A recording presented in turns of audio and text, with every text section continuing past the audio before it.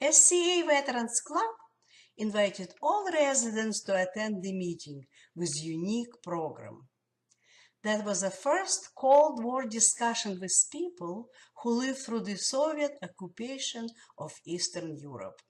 Interviewer, extraordinary Steve McCarthy, was asking questions SCA residents Ari Miroshnik and Tanya Steer. Right, and no connections to pay book too. So it took me 4 times before, by an accident, I got accepted. So eventually, it tells you if you keep trying hard, study harder, you can make it even in that system. Now, by contrast, Tanya, your family suffered directly under feeling like you were controlled, what you could and couldn't do. Well, the Soviet Union has gone through a very challenging, continuous purchase.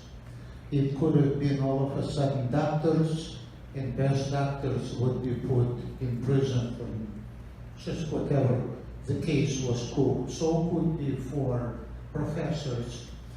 But later on, it became a state of informers. So there used to be pressure put on people, and every week they would have to write the report. What's going on in the department, in the workplace. And there was a good humorous story. If you have 3 people talking, one of them is an informer. It was a humorous story, but there is a lot of truth to it. Tanya, I see you shaking your head as Ari's talking. Same experience, that 3 people, one's an informer. Yes, pretty much so. The place doesn't belong to you. You belong to a place.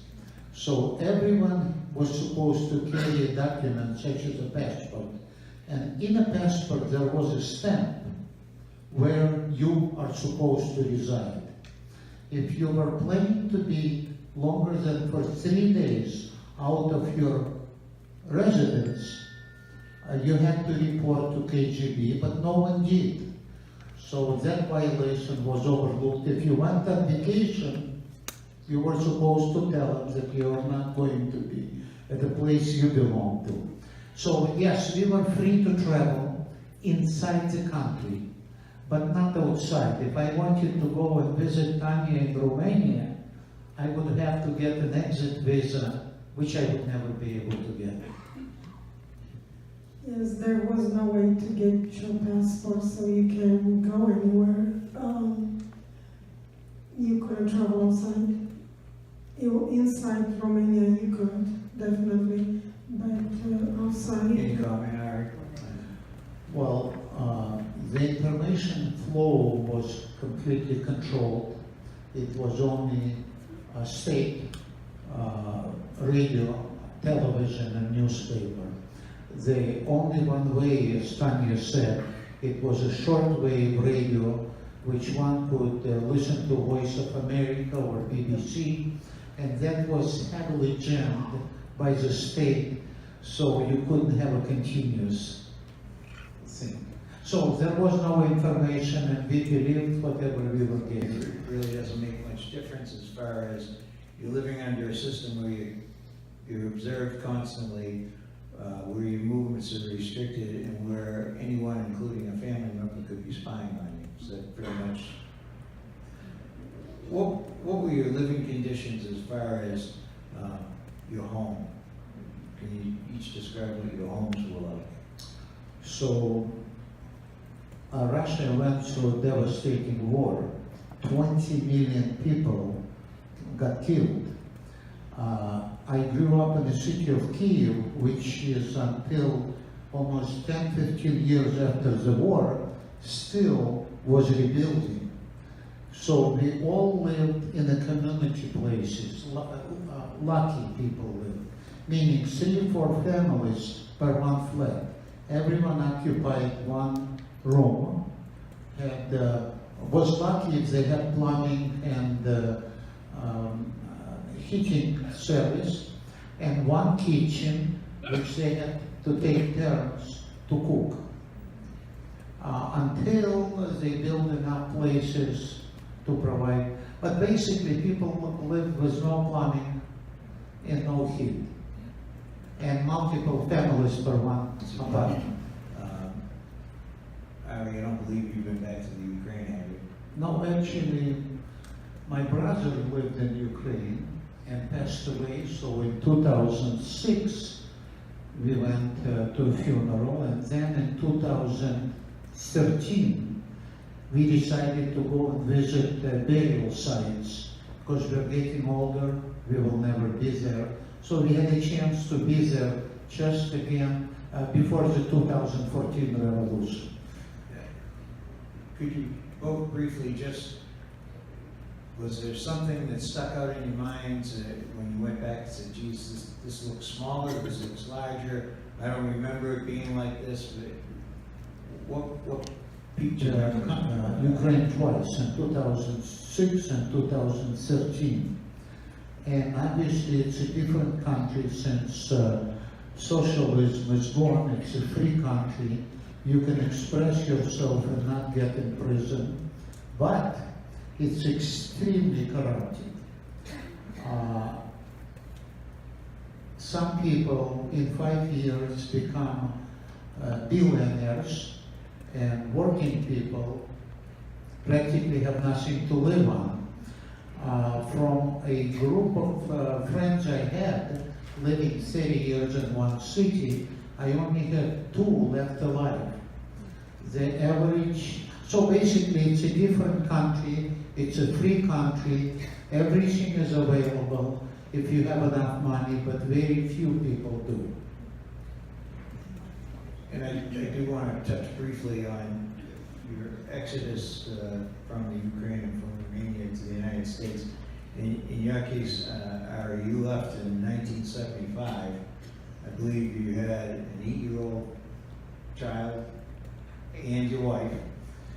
You went from Austria, from the Ukraine to Austria. You could only stay there a month because your visa was going to run out. To Italy, Italy to Canada, and then the United States. And of course, you spoke perfect English and perfect Italian and perfect German. No English. So I want to make it brief. So there was no way to leave any of those countries. You couldn't say, oh, I'm sick and tired, I want to go somewhere. So, not very publicized, but after the war, Russia took millions of German prisoners as a slave labor back into Russia. And they kept them there free forever, but just working. In 1967, under pressure, Russia signed a unification treaty, allowing Germans to go back and reunite with their families. Well, they didn't specify Germans, so people started coming up with the stories. So we found an aunt in Philadelphia. If my life depended on it, I have no idea who she is. But that's the story we have. And that aunt said she's very rich and very lonely and wants us. So that was a premises under which we left. As soon as you made an announcement and had a legal paper stating that fake story, you would be considered to be a traitor, you lose a job, and if you're fortunate, in 6 to 8 months, you would get permission to leave. So we were more fortunate, we got it quite fast. There were a lot of barriers on the way, but they allowed, so the citizenship was strict. We were given $100 per person and 1 suitcase, and we had no place to go. We booked a flight to Vienna, ended up in Vienna. The dollar wasn't that strong, ruble was strong. We had $355 for 3 of us. Next morning, eventually, we stayed in a very interesting place overnight, and which brought me to a point, why did I leave? Actually, it was a local whorehouse. where we had a- Bordello. and I was wondering where these women are running off. But eventually we applied for a few countries, and in 4 months we got a refugee status visa to go to the United States.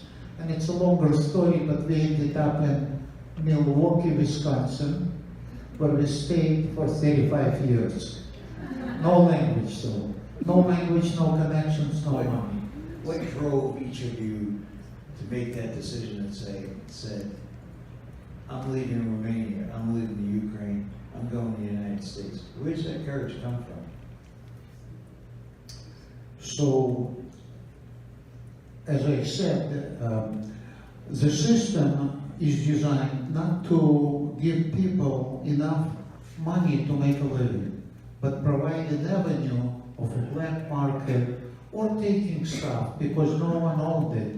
It was all community owned. So if you worked at a chocolate factory, at the end of the shift, you pick up a few bars and go home. And if you work at a meat factory, you carry a little pack of meat and then you barter. My wife was a musician and I was an engineer. All I could steal was a pencil and no one needed it. So we were highly paid, but barely made a living. We have never had a saving or a checking account in our life because we lived from paycheck to paycheck. So eventually, working very hard, I felt that we got to a level. We are okay, but what is the future for our kids? And that's how we made the decision. It's time to go. Took us 4 years to make the journey. Now, all these years later, within the United States, what's the single thing that surprised you the most when you got here? And what's the thing that you enjoy the most of being a U.S. citizen? So, with no language and no connections, I was a fairly good engineer, as I found out working here. But I started unloading trucks for $3.25 per hour while I learned language. And I had only a part-time job because that's all I got. What surprised me the most, eventually I got an engineering position at a good company in Milwaukee, Brady Corporation. That I looked, and an average engineer in Soviet Union was on a level or above, and so was an average worker. Nevertheless, as I mentioned, there was a food shortage and everything was in shortage. So how come? The realization was that the centrally planned system does not work. Capitalism works, competition works, and that's actually what. So basically, it took me about 3 years to understand how come everything is working here. We have an abundant society versus shortage, and it is because you only stay in business if you make profits. But in a socialistic system, subsidized systems, you don't have to. You can make junk forever and still be on the same level. So basically, there is no single week which passes by when my wife and I don't feel fortunate and blessed to be here. We travel a lot, and every time we travel, we come back and we always think, thank God we are back in America. Spend some time with us. I'm overwhelmed by the amount of courage shown to just pick up and move to a foreign country. We're glad you did it, and you made me appreciate more that I was born in this country, and I'm a proud American. Thank you very much. Thank you. This is a very, very small appreciation for what you've done this evening. It is just a little memento of this evening, and we hope you appreciate it. Thanks. We thank you very much for being here.